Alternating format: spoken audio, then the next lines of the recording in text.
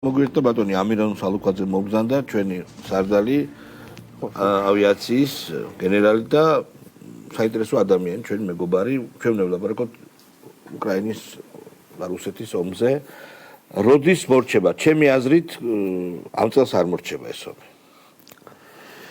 ნუ განცხადებები მოგესალმებით პირველ რიგში მადლობა მოწვევისთვის განცხადებები კეთდება ახლა თითქოს პრეზიდენტმა ზელენსკიმ თქვა წლის ბოლომდე რაღაც სხვებით საუბრობენ მაგრამ თქვა ეს საკითხები ხო მაგრამ მეორე მხარეა რამდენად არის ამის სურვილი ზოგადად არა მარტო დაპირისპირებულ ქვეყნებში არამედ ზოგადად სოფლიოში ვინც წესით უნდა იყოს ჩართული ამ ომის შეწყვეტაში ეს იქნება რა თქმა უნდა პირველ რიგში ევროპა ამერიკა სხვა დიდი მოთამაშეების თუნდაც ჩინეთი, ინდოეთი, იმიტომ რომ ყველას აზიანებს ეს ომი. როგორც მორალურად, იმიტომ რომ მოშლილია მთლიანად არა მხოლოდ უსაფრთხოების არქიტექტურა, რაზეც დიდი ხანია ვთქვით, რომ ჩამოშლილი აღარ არსებობს საერთოდ ის მექანიზმები, რაც მეორე მსოფლიო ომის შემდეგ ჩამოყალიბდა და გარკვეული პერიოდის განმავლობაში საკმაოდ ეფექტიანად მუშაობდა, ხო? დღეს გაერო იქცა უბრალოდ განცხადებების გაკეთების ტრიბუნად და არანაირი პერკეტი არ გააჩნია რეაგირება მოახდინოს სხვადასხვა კონფლიქტებზე პირველ რიგში და სოფლიოს წამყვანი მოთამაშეები რომლებსაც აქვთ პრეტენზია რაღაც ლიდერობაზე, ხო, რამდენიმე ცენტრს აქვს ასეთი პრეტენზია, დღეს ვერაფერს აკეთებენ იმის შესაძლებლად, რომ ყოველდღიურად ათასობით ადამიანი იღუპება. დანარჩენს დავანებოთ ახლა გრევას თავი და ვისიც რომ გავიხსენოთ ჩვენ 2022 წლიდან რამდენად იმოქმედა ამან ეკონომიკაზე, მთელ მსოფლიოსთვის. აქ ჩვენ ახლა გვიყვარს რაღაცა ფასებზე აგორდება ხოლმე და ნუ ამას ხო თავისი პირობები აქვს და დინამიკა აქვს. ამომ კატასტროფულად და პანდემიაზე მეტი ზეგავლენა მოახდინა ფასებზე, ხო, ეკონომიკაზე მთლიანად და ნუ ჩვენ ფასები გვაინტერესებს, იმიტომ რომ ეს აისახება რა ვიცი, ასეულო კი არა, მთელი მსოფლიოს მოსახლეობაზე აისახება, იმიტომ რომ ეს ხო გადამულია ჯაჭვურია. და აი სახა ევროპაზეც მათ შორის არა მხოლოდ ჩვენზე ყველაზე და ნუ ვერაჩერებს დღევანდელი მსოფლიო ამ კონფლიქტს იქნება აწყობს ბევრს აწყობს რა თქმა უნდა ბევრს აწყობს ჩვენ ახლა ნუ ინგლისი გერმანია ნუ სხვათა შორის რაღაც საფრანგეთიდან ყური მოუკარი რაღაც გზავნილები არის თითქოს რომ მოსკოვთან აპირებენ დალაპარაკებას და ну ჯერჯერობით რაღაც გზებს ეძებენ, მაგრამ ფაქტია რომ მიმდინარეობს არა მხოლოდ ამ ომის შეჩერებაზე არ არის სერიოზული ლაპარაკი. თუმცა იმ გზავნილებში რაც ახლა გაკეთდა, ну პრინციპში მოლაპარაკებებს თუ გეგმავენ რუსეთთან ხო, ну დიდი ალბათობით, ხო. დიდი ალბათობით არა ზელენსკის წერილს არ გულისხმობ, არამედ რაღაც ინფორმაციები გავრცელდა ღია წყაროებში თითქოს ევროპაში ჩდება რაღაც სურვილი რუსეთთან მოლაპარაკებების დაწყების. მეორე მხარეა რუსეთი თუ არის ამისთვის მზად, იმიტომ რომ მას აქვს დარჩენილი დაპირებული ამოცანები შეუსრულებელი. აი ეს ამოცანები, მოდი ამოცანებზე 13% მიწა აქვს ასაღები დონბასში, რომ დონბასი ფილად მისი გახდეს, ეს თუ არა იყოს საერთოდ არ შეიძლება ომის დასრულებაზე ლაპარაკი, რაღაც სანიტარული ზონა აქვს კიდე გასაკეთებელი, როგორც დაპირდა, თუმცა როგორც ჩანს კიევს ვერ აიღებს ესე მარტივად და ის ორი ოლქი, ხო, უბერნია რაც რუსეთში შეიყვანა, იმის დედაქალაქებსაც ვეღარ აიღებს, ზაპოროჟიე და ხერსონი მაქვს. ასე როგორ დაასრულებს ესეც? ხო და ზუსტად მაგაზე მაკეთკენ მიმყავდა, რომ არის შეუსრულებელი ამოცანები, რომელი ამოცანებით პირდაპირ ეწინააღმდეგება ცეცხლის შეწყვეტას. და პლუს არის კიდევ იქ დენაციფიკაცია, რომელზეც დღესაც ისაუბრა პუტინმა და დემილიტარიზაცია და ასე შემდეგ, ანუ გარდა ამ ტერიტორიებისა ხო, ну ეს ახლა ცალკე თემებია. სხვათა შორის აი ორბანს ლანძღავდნენ და ახალი პრემიერ-მინისტრი ისეთ განცხადებებს აკეთებს, ну იარაღი და ის თავისთავად ფულზეს თავისთავად ვარსეულდება. რაც შეეხება უკრაინის გაწევრიანებაზე, ანუ თითქოს გავრცელდა ინფორმაცია, რომ ბლოკი მოხსნაო, მაგრამ მე თქვა, რომ მთლად წინააღმდეგი არ ვარო ესეთი განცხადება და აყენებს პირობას. ну ორბანიც ვაჭრობდა, ესეც ვაჭრობს. ბლოკი მოიხსნა იმ მილიარდებზე, რომელიც უნგრეთს უნდა მიეღო და თავისთავად წამოვიდა რაღაც დათმობები მისი მხრიდან. ახლა მორი პაკეტი მოდის და უკრაინასთან სასაუბროდ აქვს ეროვნული უმცირესობების თემა, ანუ იქ ენის საკითხი წამოწია და სხვადასხვა უნგრელების რომლებიც მოსაზღვრით არიან იქ და ანუ ესეც ერთ-ერთი თემა იქნება და ალბათ არ ვიცი როგორ ახლა ვრცელი თემაა მაგას დრო არ დავკარგოთ.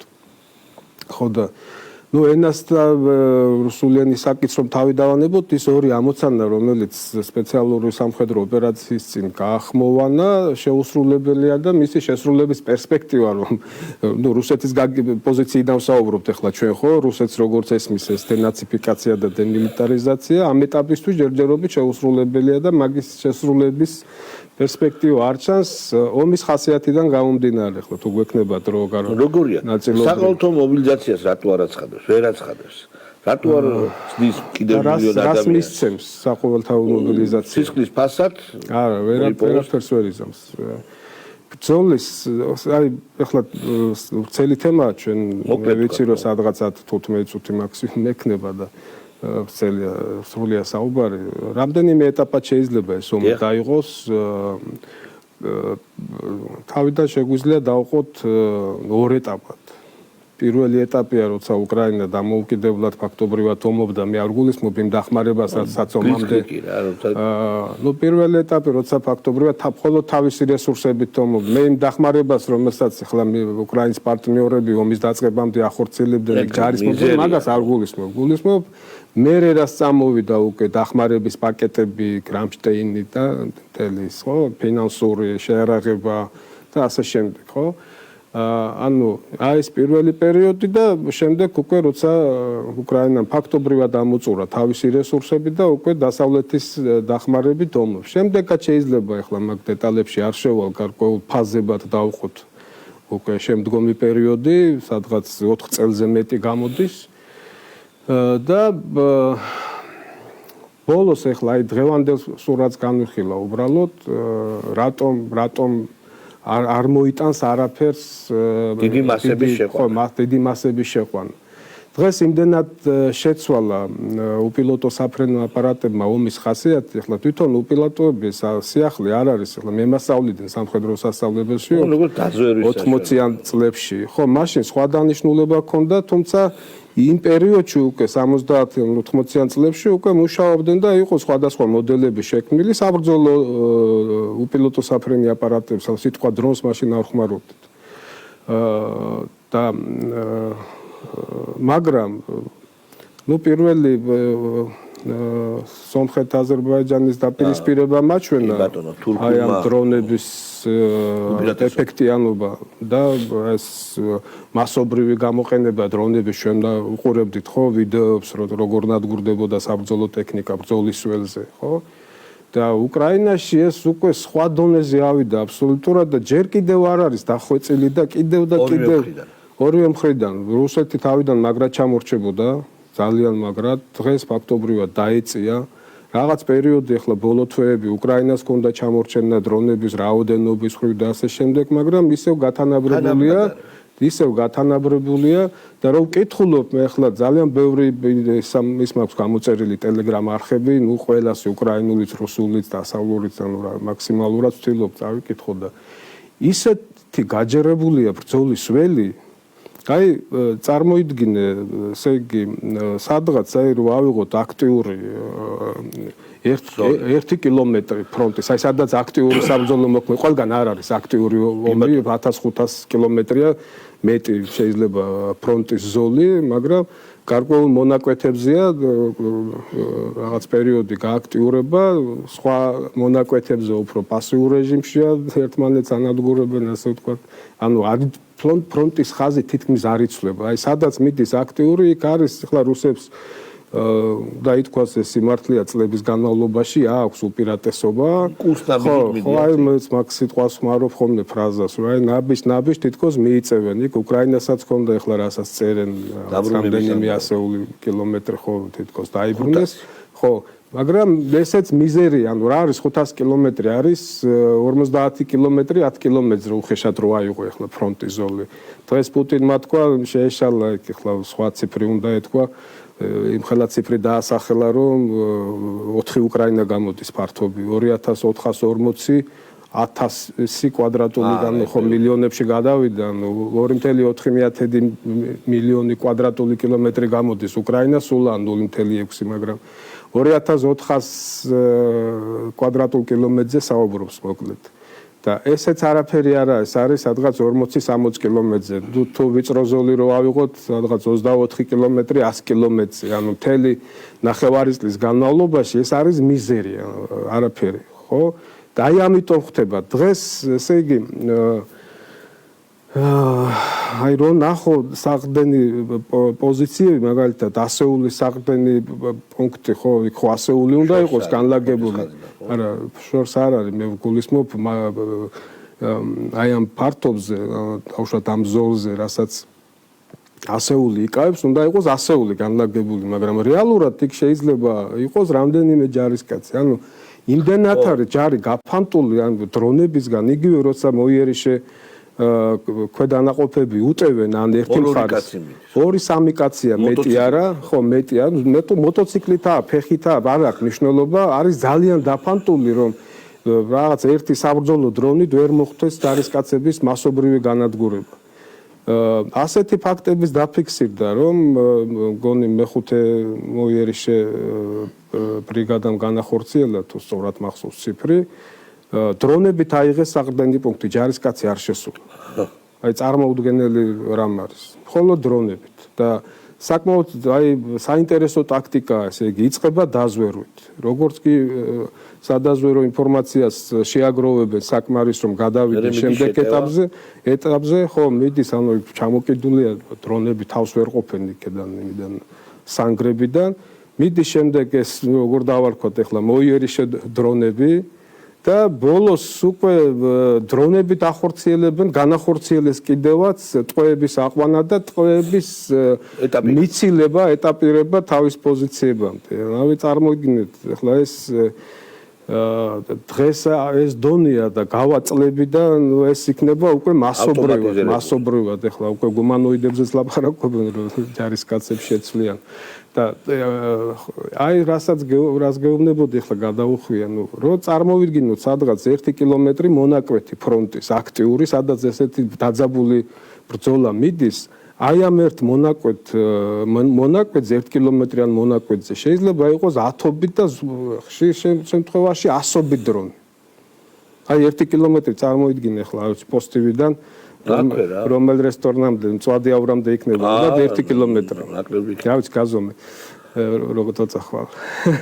არა ძალიან სხვაომია კი. ხო და აი წარმოიდგინეს 1 კილომეტრი ფრონტზე, ნუ სიღრმე რა იქნება დაუშვათ 2-3 კილომეტრი 5 იყოს თუნდაც ერთ მხარეს, მეორე მხარეს, ნუ რამდენი გამოდის 10 კვადრატული კილომეტრი. აი ამ 10 კვადრატულ კილომეტრში მაქსიმუმს ვამბობ, ნაკლებიც არის 10-ობით, 100-ობით დრონი დაფრინავს. გადატვირთულობა არის ძალიან დიდი. აი ბრძოლის ველზე რომ რაღაც აი მოულოდნელად რომელიმე მხარემ რომ განახორციელოს ტექნიკის მობილიზება რაღაცა აი გამორიცხულია ანუ აი ყველაფერი სხვათა შორის ლოგისტიკა ძირითადად ხდება უფრო აი სუდამინში ღამეც ახლა არის სითბური ის არა ქვია სენსორები რომლებიც ხო აფიქსირებს და უფრო სუდამინში როცა დრონები ვერ დაფრინავენ აქტიურად კი ბატონო ნისლი როცა ნისლი ღრუბლიანი წვიმა და ასე შემდეგ სხვა შემთხვევაში ძალიან ჭირს აი ბევრი ვიდეო აჩვენეს აი მარიუპოლის და იმის ტრასა რო გააკეთეს ნუ აი სასაკლაოა ტექნიკის და ეს ორივე მხრიდან არის ანუ დრონებს დღეს აი თან მარტო დრონების გამო არ არის გადატვირთულია სიხშირეები, რადიოელექტრონული ბრძოლა არის აყვანილი რაღაც აი ზენიტში ხო და სხვა ხასიათის ომია მოკლედ აქ ეხლა მილიონი ჯარისკაცი ამ ეტაპზე დრონების გამო არის ჩიხი, ეხლა დიდი ხანია საუბრობენ გამოფიტვის ომზე და ფაქტობრივად აი დრონებმა შექმნა ეს რეალობა, რომ ორივე მხარე არის გამოფიტვაზე, რომელიც მალე გამოიფიტება და აქ არა მხოლოდ საუბარი ფინანსურზე და შეერაღებაზე, გადაღლილობას ძალიან მნიშვნელოვანია საზოგადოების და ორი სიტყვით დავამთავრებ ახლა აი კადრებს რასაც აჩვენებენ უკრაინაში ეს ძალად მობილიზაციის გადაღლილობის ბრალი. ჩვენ ხო გვახსოვს ომის დასაწყისში როცა რიგები იდგა იგივე კომისარიატებთან და იარაღს იმიტომ რომ უყურეთ ერთია როცა აგრესია ხორციელდება შენს ქვეყანაში და შენ მორალურად უფრო უპირატესობა გაქვს და სხვა განწყობით მიდიხარ და მეორეა როცა წლების განმავლობაში უყურებ შენ სანაცნობოში, კორპუსში, სკოლაში, ორგანიზაციაში, სადაც მუშაობ, სადაც ურთიერთობა გაქვს ხალხი გაკლდება, რომლებიც ომში მიდიან და ვეღარ ბრუნდებიან. აი მას მასობრივად როცა უყურებ, მე წლების განმავლობაში უშუქობა, უამრავი პრობლემა შეზღუდვა და იღლება საზოგადოება, ეს ჩვეულებრივი ამბავია. და ამ დროს სხვათა შორის ხდება ხოლმე ზუსტად, რომ ნუ მოდი გავაჩეროთ ომი. კი ბატონო. და რაღაცას დავამატებ მე რუსეთის მხარეს, ეს გადაღლილობა რუსეთს წინ აქვს. უკვე მოდის. ჯერ არა, ეხლა აი მოდი შევადაროთ მასშტაბები. მოსახლეობა სამჯერ დიდია, უკრაინაში ეს გადაღლილობა მასობრივად დაიწყო შარშან, შარშან წინაც, მაგრამ შარშან მასობრივად და წელსაც ხო ტერიტორიულად, რა ვიცი, 30-ჯერ დიდია რუსეთი, ანუ სამჯერ დიდი მოსახლეობა გაფანტული არის 30-ჯერ დიდ ტერიტორიაზე. ანუ ის ეფექტი, რაც მე გითხარი, რომ აი ხალხი რო გაკლდება გვერდით, იქ ისე ვერ ხედავენ. და მიდიან მოხალისედ. ხო, მიდიან, იმიტომ რომ ფულს იღებენ და ბატონო, აქ მინდა შევნიშნო. მაგრამ მე სადღაც 2 წლის მერე ხლა რო ლაპარაკობენ, რომ 2 წელიწადს გაგრძელდება და რაღაცა შეიძლება ეს დრო დაუდგეს რუსეთს. ხო და აი უყურეთ, გამანადგურებელ დარტყმებს აღერებენ კიევს. ბალისტიკური რაკეტებით, რომელსაც ვერ აგდებს. პეტრიოტიც კი ვერ აგდებს ხანდახან. აღარ აქვს რაკეტები. აღარ აქვს. ესეც ხო არ კეთდება ზუსტად აი ამ გადაღლის, აი ამ ატროფიის, საზოგადოებრივი ატროფიის შიშის რუსეთის მხრიდან დარტყმები, იმიტომ რომ ისინი სადაც ურტყავენ დრონებით, ეს არის ქარხნები და აქ ხდება პირდაპირ ქალაქში დაბომბვა. და ყველა ხედავს. რუსეთი საუბრობს თითქოს იქ სამხედრო ობიექტებს ურტყამენ, მაგრამ ჩვენ ვნახულობთ ვიდეოებს, სადაც კორპუსებშია პირდაპირ უკრაინელებიც ხო ეს ახლა ომის. ხო, მაგრამ რასაც კიევში ვხედავთ და სხვა ქალაქებში უფრო დიდი მასშტაბია. ნუ კიევს ასე მასშტაბურად მიზანმიმართულად არ ურტყამდა ამ წლებში, მაგრამ ნუ უკავშირებენ ახლა თვითონ რუსეთი უკავშირებს ლუგანსკში მომხდარ დაბომბვას საერთო საცხოვრებლის და ნუ მაგის გარდა ახლა არ მინდა დრო დავკარგო პუტინმა მოყვა რაღაც ფაქტი თითქოს იქ ბიზნესმენსა და ზელენსკის შორის იყო მოლაპარაკებები და მას შემდეგ ეს მოხდა და ასე შემდეგ და დღეს გვახსოვს ვინც ნახა ახლა პუტინის პასუხი ზელენსკის წერილზე ფაქტობრივად ჯარს მიმართა რომ იმუშავეთ ბიჭებო ანუ ფაქტობრივად ამ წერილზე ვარი არის ახლა წერილის განხილვაც ცელი თემა არის რატომ ასეთი ფორმით ასეთი შინაარსით იქ რაღაც საკითხები იყო არაკორექტული არა იმ კონკრეტულად პუტინის მისამართით მაგალითად ასაგზე როცა ლაპარაკობ უნდა ნუ ხლა პუტინს რო უთხრა ომში არიან მესმის მაგრამ მარტო პუტინი ხო არ არის იქეთ პარტნიორი ყავს ტრამპი უფრო უფროსი და ეხლა დარწმუნებული ვარ მოხდებოდა იმასაც ანუ რაღაც საკითხები არის რომელიც ჩემი აზრით ცოტა უფრო დასარეგულირებელი იყო ნუ თუმცა ეს ყველაფერი გათვლილი იყო ძალიან სერიოზულად ნუ რავინ იფიქრებს რომ რაღაცა ბავშვური დაწერილი წერილია მაგაზე დიჯგუფს აქვს ნამუშევარი და შესაბამისი გათვლებით იყო ეს წერილი. ხო, უბრალოდ მეც ესე მგონია, რომ სანამ ეს დაღლილობა ძალიან მნიშვნელოვანი არის, დაღლილობა სანამ რაიმე დიდ როლს არ ითამაშებს, ეს ომი გაგრძელდება. მიუხედავად ყველაფერისა. ხო, მაგრამ უყურეთ ახლა სერიოზული პრობლემა აქვს უკრაინას საჰაერო თავდაცვის მხრივ და მე ახლა როცა ვაანალიზებ აი ტრამპი რომ მოვიდა და უკრაინას ეუბნებოდა მოუწოდებდა ომის დასრულებისკენ. და ეხლა უკრაინისთვის არ იყო მარტივი ომის დასრულება, იმიტომ რომ წაგართვეს ეხლა დასრულება უკეთესი იყო, როცა ჯონსონმა გააგრძელებინა და მაშინ ნახონ ეხლა ეს შეთანხმება რაზე მოაწერა რუსეთმა ხელი, ფაქტობრივად ყირიმის საკითხიც კი ჰაერში რჩებოდა გამოკიდული და 10-15 წლის შემდეგ უნდა გადაწყვეტილი იყოს სტატუსების საკითხი. და დღეს სხვა რეალობაა და აი თუ დავაკავშირებთ ეხლა ტრამპის განცხადებებს თუ გახსოვს რომ ეუბნებოდა რომ ჩვენ სხვა პრიორიტეტები გვაქვს და დავინახეთ ეს პრიორიტეტები თვეების შემდეგ როცა ირანის მოვლენები განვითარდა ეხლა მაშინ ხო არ ვიფიქრებდა ვინმე შეიძლება ფიქრია კიდევაც ბევრს და დაუწე იმიტომ რომ ირანის საკითხი მუდმივად იდგა ცხლად მაგრამ და მანამდეც იყო ხო რაღაც ისა და გამოჩნდა რომ ირანის საკითხის გამო და წერილშიც საუბრობს ზელენსკი ამ თემაზე ცალკე აბზაცით გამოყო სხვათა შორის მისთვის წამგებიანად ამით აჩვენა რომ ამერიკას მისთვის არ ცალია და ნუ წესით ხო ისედაც იცის ყველამ და პრინციპში ბევრი არაფერი დაუკარგავს მაგ ფრაზით მაგრამ ფაქტია რომ არათუ ეხლა არ ცალია კიდევ კარგა ხანს არ ეცდება ანუ ძალიან ბევრი ექსპერტი საერთაშორისო წერს ნუ სხვადასხვა ციფრები ვრცელდება აი ამ ნუ მარტო პატრიოტის რაკეტებზე რომ ვისაუბროთ რა წარმადობა აქვს იმ ქარხნებს რომლებიც აწარმოებენ ამერიკაში და სხვა ქვეყნებში და რამდენი იხარჯება ძალიან ბევრი დაიხარჯა ირანის ომში ძალიან ბევრი დაიხარჯა უკრაინაში და ნუ ამერიკას აქვს თავისი ინტერესები ახლა ომებს რო თავი დავანებოთ არის რაღაც ხელშეუხებელი მარაგი უნდა იყოს მარაგი რომელიც მას ჭირდება შესაძლო სხვა დიდი კონფლიქტებისთვის ანუ საჰაერო თავდაცვის რაკეტების გარეშე ამერიკა ახლა აქედან შენ შეგიძლია უთარო 3000 გაქ ან 4000 გაქ და მომეცი მაგრამ მაგერ გვაჩვენა რამდენი დღე გრძელდებოდა ირანის ომი და 1000-დან 1500 რაკეტამდე მარტო პატრიოტი დაიხარჯა და უკრაინამ რამდენი დახარჯა ამ წლებში ეს ცალკე თემაა და შესაბამისად ეხლა როცა ეუბნები 4000 გაგან 3 გაგან 5 გაგ და მომეცი ის თავისი პოზიციიდან უყურებს ამას რომ ეკი მაგ ეს 4000 მაგრამ მე რომ ომში გავეხვიო ხო ეს 4000 მეყოფა ერთი თვე აი ეს არის და აი ამ პრობლემების გამო უკრაინას უბრალოდ აი ამ დეფიციტის გამო პრობლემები ექნება და გავლენას რო ახდენს ფაქტია ხო ანუ კიევი ფაქტობრივად აი ცირკონებისგან და ასეთი რაკეტებისგან ხო არის დაუცველი და ეს გავლენას იქონიებს ახლა ნუ რუსეთსაც არ აქვს ახლა ეს რაკეტები ისეთი მარაგებით რომ ყოველდღე ბომბოს მაგრამ ესე როგორც ჩანს ახლა არა მეტი აქვს და წარმოება აქვს თავისი მაგას კი არ გულისხმობ კორეელებისგან შეიძლება წამოიღო არა ახლა ცირკონებს არა ცოცხალ ძალას ხო შეიძლება დაეხმაროს ცოცხალი ძალა შეიძლება, მაგრამ უკვე აგიხსენი, რომ ახლა მილიონი ჯარისკაცი შეიძლება შეიყვანო და დახოცო ერთ თვეში ეს მილიონი ხო უაზრობა არის, ანუ სხვა ხასიათის ომი, ანუ აქ უპირატესობა აი უახლოეს პერიოდში თუ იქნება ახლა რასაც დავინახავთ, ეს იქნება აი სარაკეტო შეტევებით და დრონებით. რომელშიც რუსეთს აკუპებს. დიდი მადლობა. დიდი მადლობა ბატონი ამირან სალუკაძე გახდათ.